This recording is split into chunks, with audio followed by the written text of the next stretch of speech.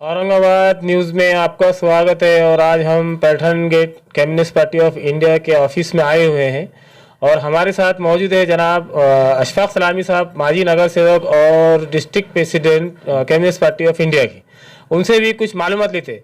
अशफाक सलामी साहब, आज जो औरंगाबाद के विकास के काम रुके हुए हैं और स्मार्ट सिटी के नाम पर जो चर्चाएं चल रही है शहर में, उस बारे में आप क्या बोलना चाहेंगे? आपकी पार्टी का क्या रुख रहेगा, उस बारे में बताइए।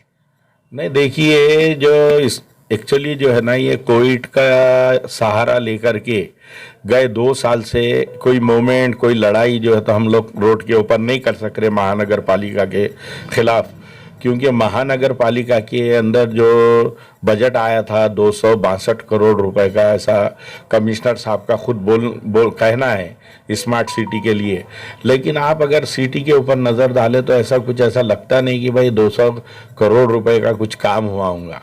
अब उसका एक मिसाल मैं दूंगा कि भाई 2007 में और 2008 में, उसके बाद में 2012 में इन्होंने औरंगपुरे से लेके गुलमंडी से लेकर के पूरा तिलक रोड पैठन गेट तक के ये लोगों ने मास्टर प्लान करे। मास्टर प्लान करने के बाद जितने भी इलेक्ट्रिक पोल है, आज तक के उसको बाजू हटाने का काम तक नहीं करे ये लोगों ने। आज भी कोई भी दुकानदार के सामने जाते हैं, दुकान जो है तो जहाँ तक पोल है वहाँ तक उन्हें अपना जो है तो पूरा सामान फैला करके रखता है। उसके बाद में मोटरसाइकिलें खड़े थी, उसके बाद में ऑटो रिक्शा, ये वो, और उसके लिए पूरा जो है तो ट्रैफिक आप जो है तो देखेंगे तिलक रोड पे, पैठन गेट पे पूरा जाम रहता है। अपने बोलते ही वही हाल जो है तो रंगार गली का भी करे हुए उन लोगों ने, आधा अधूरा जो है मास्टर प्लान करके छोड़ दिए। यानी एक जो प्लानिंग होना कि सिटी को जो डेवलप करने की, वो प्लानिंग के हिसाब से वही नहीं है। खाली वो लोग ये देखते हैं कि वह बजट जहाँ कहाँ पर ज़्यादा से ज़्यादा हम खपा सकते और उसके अंदर कितना कमीशन बन सकता है, मेरा जहाँ तक खाली यही नज़र में रख के ये काम चल रहे हैं। पैठन गेट की रिपेयरिंग का काम करे, पैठन गेट को इतना उसको घस घस के हालांकि उतना काम करने की ज़रूरत नहीं थी, उसको ऐसा कर दिया पैठन गेट जाके वो एकदम सफेद जैसा कोई मस्जिद बना दी उन्होंने उसको। और पैठन गेट की जो ओरिजिनलिटी थी पूरी ख़त्म कर दी है। उसके ऊपर जिस तरीके से काम किया गया हुआ है, जो एक खदीम जो है तो पैठन गेट नज़र आता था, तो उसको जो है उसको एकदम जो है तो चमकीला बना करके और उसके अंदर उसकी जो ओरिजिनलिटी है वो बिल्कुल ख़त्म कर दिए हुए है। खाली जो है तो उसके ऊपर मेरे को ये देखना है कि भाई पैठन गेट के दुरुस्ती के नाम पर इन्होंने कितना बिल उठाए, वो देखने की बात रहेंगी। तो ऐसे कई डेवलपमेंट के काम है। रास्ते कहीं पर बन रहे, कहीं पर जो है तो बहुत सारे गड़े पड़े हुए हैं। आप देखेंगे ये गोमटेश मार्केट के पास नाले का काम कम से कम 8 महीने से पड़े हुआ है। हालांकि गोमटेश मार्केट के अंदर जो औषधि भवन था, तो भी मुझे अच्छी तरह याद है कि वो औषधि भवन वालों को जो वहाँ पर कारपोरेशन ने नाले के ऊपर बनाने की परमिशन दिए थे, उसके अंदर साफ तौर से लिख के लिए थे ये लोगों ने कि कल को अगर वो नाले के अंदर गंदगी भर जाती है, कचरा रुक जाता है, वो पूरा हर साल साफ करके देने की बारिश से पहले ये जिम्मेदारी वो औषधि भवन के लोगों की थी। लेकिन उसके ऊपर ये लोगों ने कोई काम नहीं किया। हर साल जो है तो नाला सफाई हुई नहीं उसके नीचे से। अब आज जो है तो उसका बड़ा ही जो है तो पूरा जो है तो जब जाम हो गया नाला, तो उसको जो है तो पूरा खोद के नया बनाने का काम कर रहे, और वो बन रहा तो 8 महीने से काम क्यों रुका? एक अपने बोलते उसको क्या साल भर लगता क्या एक पुल के लिए? महमूद दरवाजे के पास भी वैसी छुआ, अपने पंचक्की के पास उसको जो तो रोक के रख दिए, उधर बाजू का रास्ता निकाल के जो बनाना है। तो आखिर क्या बात है, क्यों उसके लिए? अब कमिश्नर साहब वन मैन शो है, उन्होंने तो बुलाना 67 में लोगों को 2 पैसे। आज महंगाई के हिसाब से मटेरियल महंगे हो गए हुए, तो पुराने जो डीएसआर के बजाय जो है तो नए उसके रेट लगा करके 10% 20% जो भी बढ़ करके ले रहे, लेकिन काम बढ़िया हो इस तरीके से वो काम करवा सकते हैं। लेकिन पूरे ये रास्ते बंद करे हुए, उधर का पुल का काम नहीं हो रहा, गोमटेश मार्केट का नहीं हो रहा। अब गुलमंडी से आने वाली भी ट्रैफिक, वन वे जो था पैठन गेट से गुलमंडी की तरफ जाने को, अब वो 2 वे हो गया। उधर से आने वालों की गर्दी, इधर से जाने वालों की गर्दी। तो ये एक तो कोविड का मसला है, उसके अंदर रश इतना बढ़ जा रहा कि फिर बाद में कैसी पाबंदी होंगी 144 की, ये समझने की बात है। ऐसे कई बातें हैं जिसको भारतीय कम्युनिस्ट पार्टी के अंदर अभी जो हमारी सिटी काउंसिल की मीटिंग हुई परसों 9 तारीख को इतवार के दिन, तो 7 तारीख को, तो उसके अंदर जो तो इसके बारे में जो तो चर्चा हुई और महानगर पालिका के इलेक्शन के ऊपर भी हमारी चर्चा हुई।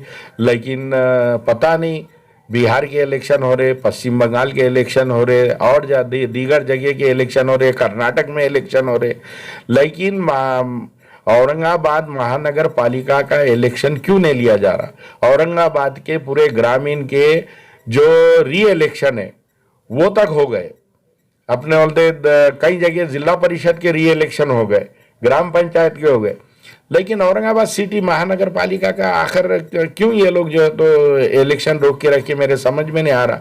एक बहाना बना लिए, कोई तो भी सुप्रीम कोर्ट में गए हमारे राजूरकर, तो वहां पर इनके जो हमारा महानगर पालिका का जो लीगल सेक्शन है वो लोगों ने अपने वकील को भेजना चाहिए, वहाँ जो वकील सुप्रीम कोर्ट के अंदर लगाए उसके पीछे लगना, जल्दी से जल्दी फैसला लाना और इलेक्शन लेना चाहिए। क्योंकि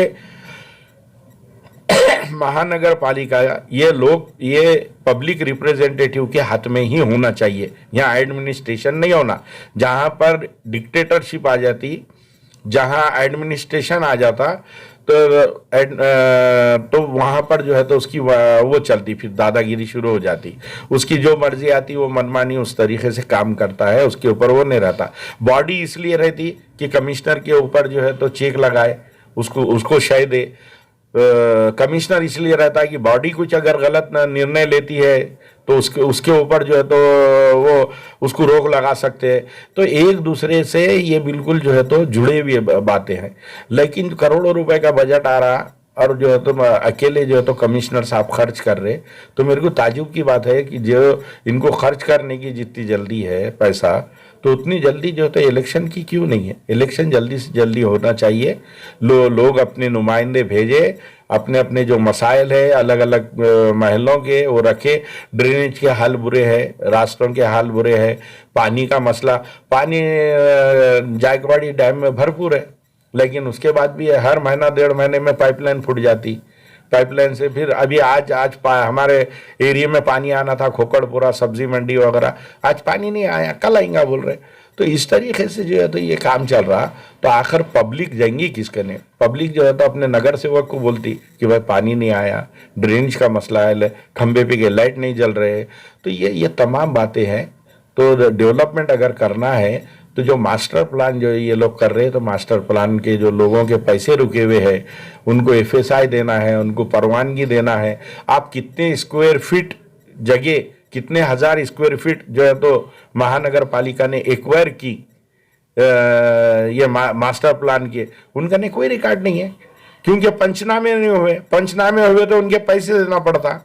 तो ये तमाम बातों के ऊपर नजर रख के है, जैसे ही जो है तो ये हमारे को कोविड से जरा छूट मिलेंगी, पुलिस के तरफ से हमारे को जो परमिशन मिलेंगे, तो हम महानगर पालिका के ऊपर लोगों के सवालात को लेकर के बिल्कुल जो है तो हम लड़ने के लिए तैयार हैं। सर, अब कुछ दिनों के बाद महानगर पालिका में इलेक्शन होने वाले हैं, तो क्या कम्युनिस्ट पार्टी ऑफ इंडिया अपने उम्मीदवार खड़े करेंगे या फिर अकेले दम पे इलेक्शन लड़ेंगे या किसी से युति करेंगे, उस बारे में बताइए। देखिए, भारतीय कम्युनिस्ट पार्टी अपने दम पर, अपने ताकत के मुताबिक कैंडिडेट खड़े करने वाली है। अभी जो है तो मसला प्रभाग का आया हुआ है। प्रभाग के अंदर अगर 3-4 प्रभाग भी अगर लड़ते हैं तो कम से कम 12 से 15 जो है तो हमारे कैंडिडेट जो है तो ये इलेक्शन लड़ने वाले हैं।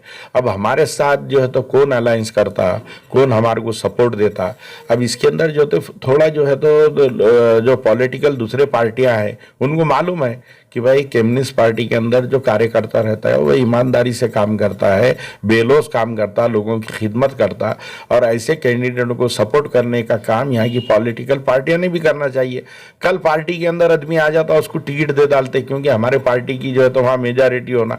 इसीलिए पूरे हिंदुस्तान में ऐसा हो रहा कि 25-25 MLA बिक जा रहे, नगर सेवक बिक जाते, गायब हो जाते, एक दूसरे की पार्टी के अंदर चल जाते। लेकिन आप देखेंगे कम्युनिस्ट पार्टी से कोई भी चुन के आने वाला, इसलिए हमारी कम्युनिस्ट पार्टी ये तय करती है कि भले हमारा एक नुमाइंदा क्यों नहीं जाता, तो हम ईमानदार जाना चाहिए, और अगर वो भी नहीं जाता है तो यानी गैर जरूरी लोगों को बुला करके टिकट देने का काम हम लोग नहीं करते। लेकिन उसके बावजूद जैसा वंचित आघाड़ी है और कांग्रेस है, अपने बोलते राष्ट्रवादी है, तो हम उनसे विनती करेंगे कि भाई जहाँ पर हमारा कैंडिडेट निकलने की गुंजाइश है तो वहाँ पर हमारे को सपोर्ट करो, और जहाँ पर हमारे कैंडिडेट है नहीं तो हम तो उनको ही सपोर्ट करने वाले हैं, जो सेकुलर ताकतें हैं उनको उनकी ताकत बढ़ाने वाले हैं। हम कोई बीजेपी को साथ देने वाले लोग नहीं हैं। हम ये चाहेंगे कि भाई एक महानगर पालिका में फिर देखिए फिरका परस्ती की वजह से औरंगाबाद का बिल्कुल डेवलपमेंट ठप है, क्योंकि आप देखिए गुरु गोविंद साहब की जयंती हुई थी 300वीं नांदेड़ के अंदर, वहाँ पर कांग्रेस के, बीजेपी के, शिवसेना के जितने भी लोग प्रतिनिधि थे ये उनमें जो है तो एकता थी, और वो लोग चाहते थे कि नांदेड़ का डेवलपमेंट हो। वो 300 साला जश्न मनाने के लिए उन्होंने सेंट्रल गवर्नमेंट और स्टेट गवर्नमेंट से करोड़ों रुपए का फंड लाया, और नांदेड़ का बहुत काफ़ी हद तक बहुत अच्छा, अपने औरंगाबाद से अच्छा जो है तो वहाँ का डेवलपमेंट हुआ है। लेकिन यहाँ औरंगाबाद में क्या हो जाता कि भाई शिवसेना वाले अभी 400 साल हमारे को हो गए, 2004 में हमारे औरंगाबाद को 400 साल हो गए। ये बस के आलमगीर ने 400 साल पहले औरंगाबाद को बसाया। पहले ये अपने बोलते खड़की नाम से जो तो जाना जाता था, लेकिन 400 साल पहले उसका नाम जो है औरंगाबाद रखा गया। तो ये 400 साल जश्न मनाने के लिए औरंगाबाद के लिए यहाँ के प्रतिनिधि, चाहे शिवसेना के, चाहे वो खासदार खैरे साहब हो, या जो है तो हमारे दर्डा जी हो, या प्रदीप जायसवाल हो, ये लोग अगर सब मिलकर के अगर यहाँ के डेवलपमेंट का ख्याल रखते थे, करोड़ों रुपए ला सकते थे सेंट्रल गवर्नमेंट, स्टेट गवर्नमेंट से। लेकिन इन्होंने वैसा नहीं करे, क्योंकि वो तो पहली तो बात औरंगाबाद को औरंगाबाद ही नहीं मानते, बास लोग उसको संभाजी नगर बोलना चाहते, और बाज लोग ऐसा है कि भाई बोलते औरंगाबाद है, लेकिन अगर हम कल को औरंगाबाद के अंदर औरंगाबाद की सालगिरह अगर मनाएंगे तो कल को हमारे वोटर नाराज हो जाएंगे, इसलिए वो लोग भी इसके ऊपर जोर नहीं देते। तो आज आके जो है तो ये दोनों की बोले तो दो मुल्लाओं की झगड़े में मुर्गी हलाल, इस तरीके से जनता हलाल हो रही है। और ये बातें, इसके लिए सेकुलर ताकतों को हमारे कारपोरेशन के अंदर आना चाहिए।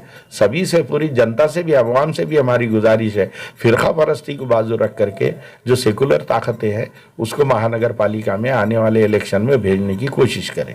आपका नाम बोल दीजिए और आपके पार्टी कार्यालय का ऑफिस का एड्रेस बता दीजिए। मैं भारतीय कम्युनिस्ट पार्टी का डिस्ट्रिक्ट सेक्रेटरी कामरेड अशफाक सलामी बोल रहा हूँ। मैं 10 साल जो है तो नगर सेवक रहा इसी वार्ड से, और ये खोकड़पुरा कामगार हाउसिंग सोसाइटी, ये वार्ड नंबर में रहता था, अभी 53 है, ये 53 औरंगपुरे के अंदर आता। इन्होंने पैठन गेट और खोकड़पुरा उसमें कट कर दिया, और खोकड़पुरे को जो है वो गांधीनगर के अंदर और हमारे सिल्ली खाने में तकसीम कर दिए हुए। इसलिए ये वार्ड जो ओरिजिनल पहले था तो वो औरंगपुरे के अंदर ये जम हो गया ward. Right now and press the bell icon.